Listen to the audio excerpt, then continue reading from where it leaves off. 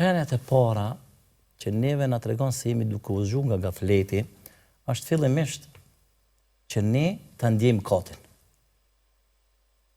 Ta ndjejmë peshën e mëkatit cilën e kemi bë. Edhe ta ndjejmë afërsinë tonë me Zotin tonë.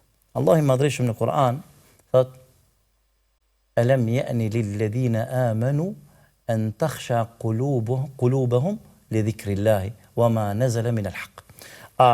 Nuk ka ardhur koha që zemrat atyre të cilët kanë besu, zemrat e besimtarëve, të përulen ndaj përmendjes së Allahu xhalla shanuhu dhe të rënqethen prej frikë respekti ndaj Zotit të tyre.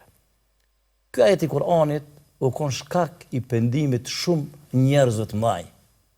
Po e tregoj vetëm një shembull për me pa se si përmendja Allahu xhalla shanuhu, recitimi ajeteve të Kur'anit, qoftë vetë, qoftë pi të tjerëve, mundën me ndikua dhe janë shenjë e zgjimit të zemrës.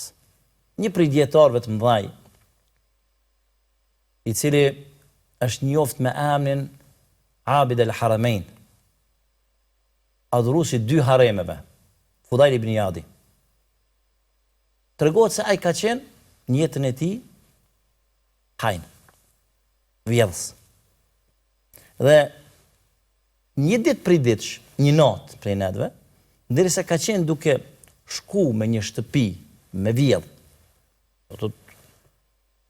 ka hyrë mbi murin e asaj shtëpie edhe ndërkohë nga mbrapa brenda shtëpia kanë dëgjuar pikrisht këtë ajet Kur'anit.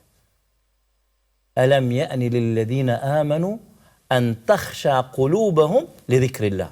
A nuk ka ardhur koha që ata të cilët kanë besu, zemrat e tyre mu friksu prej përmendjes së Zotit. Me ndi frikë kur të nin emrin e Zotit. Në momentin se kanë dëgju këtë ajet, ka zbrit, ka fillu me qajt, ka shku në shpinë e tij, është pastru, edhe ka dalë me fal namazin e sabahit në xhami. Dhe ka rastis që imami i ka lexuar të njëjtat ajete në namaz. Dhe kjo ka qenë fillimi i pendimit të këtij njeriu i cili pastaj është njift si adhurues i dy haremeve.